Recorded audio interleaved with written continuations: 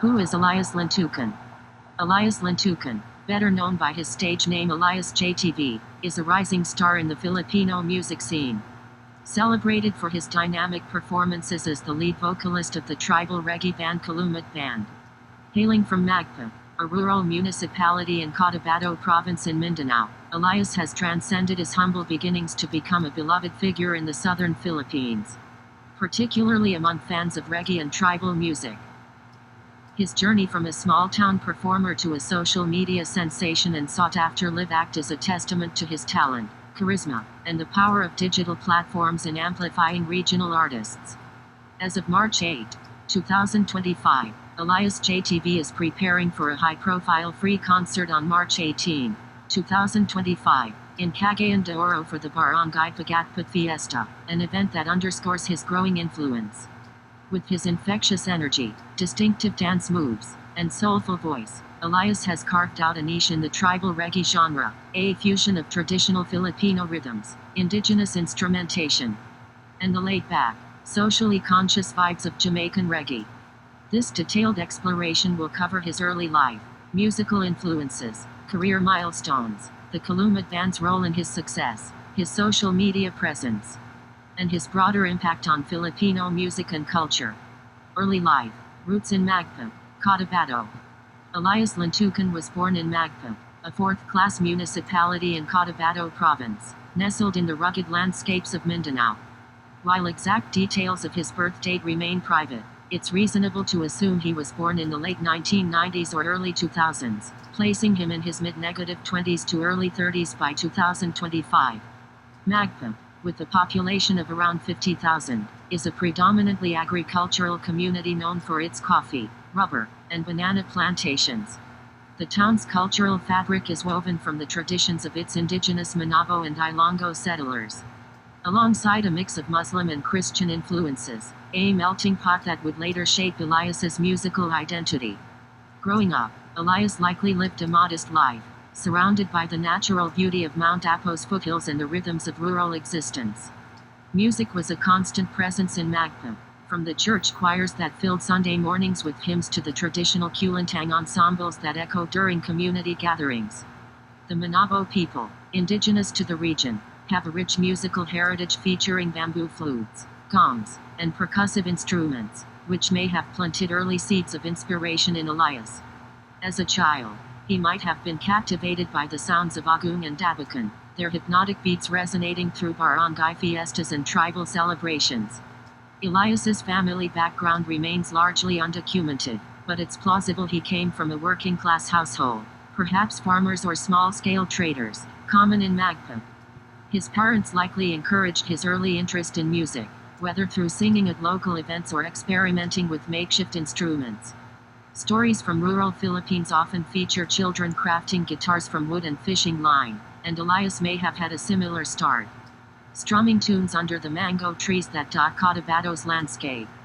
His natural talent for performance, singing, dancing, and engaging a crowd likely emerged during these formative years, setting the stage for his later career.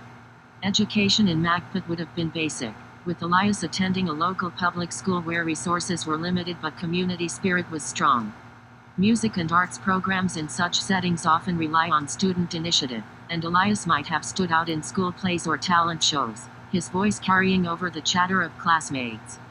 By his teenage years, the influence of reggae, already popular in Mindanao thanks to bands like Kurdas and Junior Kilip, could have reached him through radio stations or traveling musicians, sparking a passion that would define his future.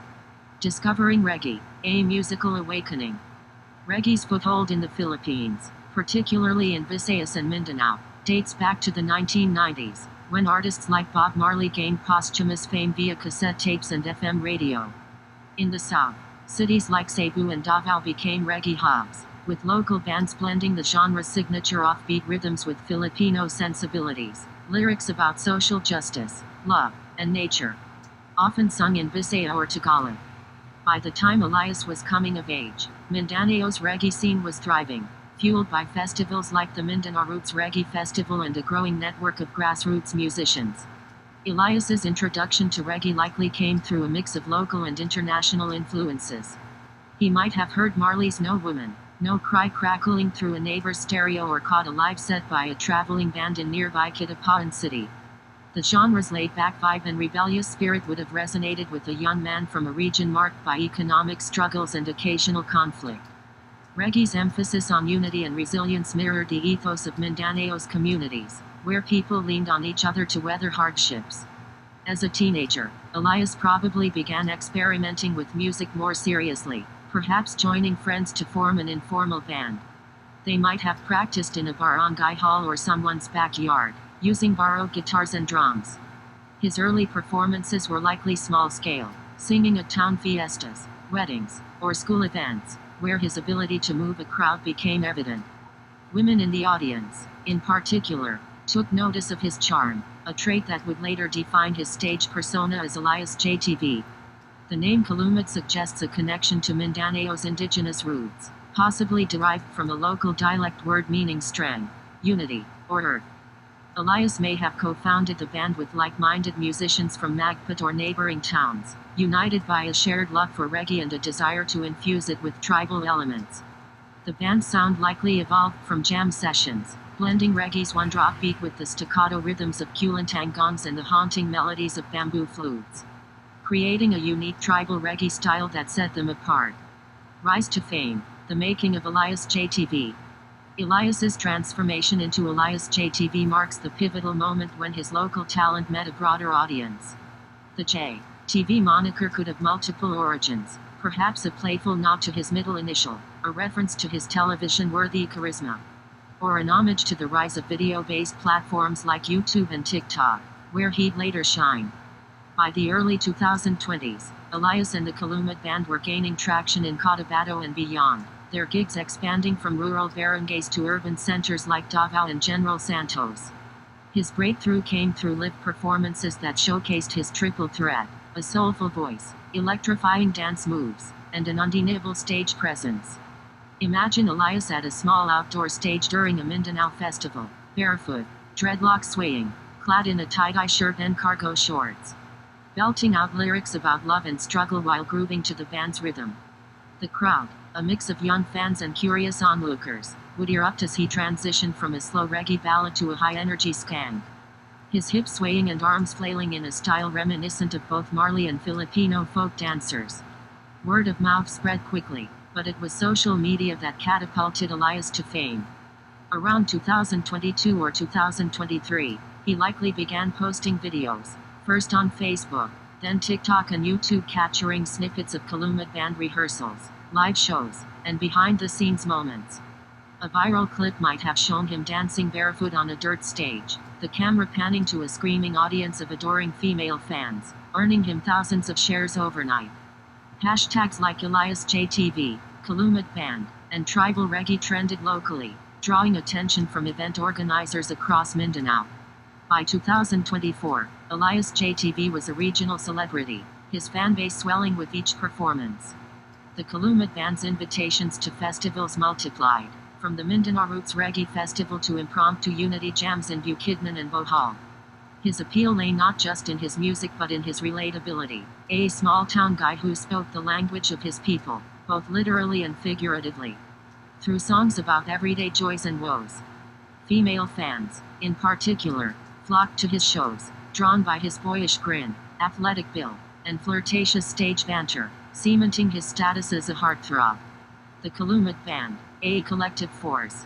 While Elias JTV is the face of the group, the Kalumat band is the backbone of his success. Though specific band members aren't widely documented, we can envision a tight-knit crew of 4 to 6 musicians, each bringing their own flair. Picture a guitarist with calloused fingers from years of strumming, a drummer who doubles on traditional dabakan, a bassist laying down deep grooves, and perhaps a multi-instrumentalist weaving in bamboo flute or kulintang riffs. Their sound is a tapestry, reggae skanking rhythm guitar layered with tribal percussion and Elias's raw, emotive vocals. The band's repertoire likely includes original songs and covers, with lyrics tackling themes like environmental conservation, love lost and found, and the resilience of the Filipino spirit. A hypothetical hit, Lupakoy Buhay, might feature Elias crooning about Cotabato soil while the band builds to a crescendo of gongs and bass. Covers of Marley classics like One Love or Filipino reggae anthems by Curtis could round out their sets, bridging global and local traditions. Rehearsals might take place in a modest studio, or more likely, a band member's home, where laughter and adobo breaks punctuate hours of jamming. The group's chemistry, forged through years of playing together, shines on stage, with Elias as the charismatic frontman feeding off their energy. Their tribal reggae sound has evolved into a signature style, earning them a loyal following and invitations to headline events like the upcoming Cagayan de Oro concert. The social media phenomenon. Elias JTV's rise owes much to the digital age. By 2025, his social media presence is robust. Think 100,000 plus followers on TikTok, a bustling Facebook page with live streams, and a YouTube channel showcasing music videos shot on a shoestring budget. His content is a mix of polished and raw, professionally edited concert footage sits alongside shaky phone videos of him joking with fans or practicing dance moves in a rice field. A typical post might show Elias lip-syncing to a Kalumat track, his exaggerated expressions drawing laughs, or leading a crowd in a call and response chant at a gig. Comments flood in, Anggaling Mo, Idol, or Shana Makita Kita Lip, with heart and fire emojis from female admirers. His engagement is personal. He replies to fans, shares glimpses of Magpid life, and promotes upcoming shows with infectious enthusiasm.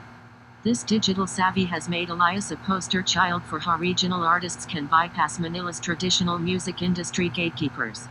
Mindanao's reggae scene, once overlooked, now thrives online, and Elias JTV is its brightest star. His March 18, 2025, concert announcement, likely posted with a selfie and a caption like Libre Lang, Tara Nase Pagatpa, would have racked up thousands of likes, cementing his grassroots appeal. The March 18, 2025, concert, a milestone moment.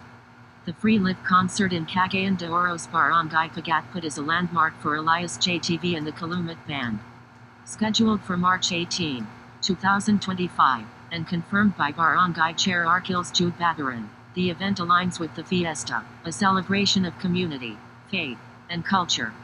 Cagayan de Oro, a bustling city of over 700,000, is a fitting stage for Elias's biggest show yet, drawing fans from across northern Mindanao.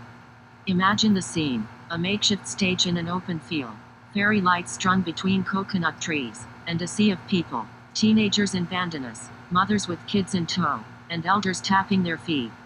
The Kalumat Band kicks off with an instrumental, the air thick with anticipation, before Elias bounds on stage, mic in hand, greeted by screams. His setlist might span an hour, originals like Lupa Koy Buhay, a Marley cover, and a new song debuted for the occasion, its lyrics celebrating Pagatput spirit. His dance moves, hard reggae skang, heart-tickling inspired agility, ignite the crowd, with girls in the front row mimicking his steps. The band's tribal elements shine, the kulintang cutting through the night, grounding the reggae in Mindanao soul. By the end, Elias is drenched in sweat, grinning as he thanks the audience, his humility endearing him further. The concert, live-streamed on Facebook, reaches fans unable to attend, amplifying its impact. Elias JTV and Kalumat Band and their performance upcoming schedules. Please write it in the comment section. Don't forget to subscribe, like and share.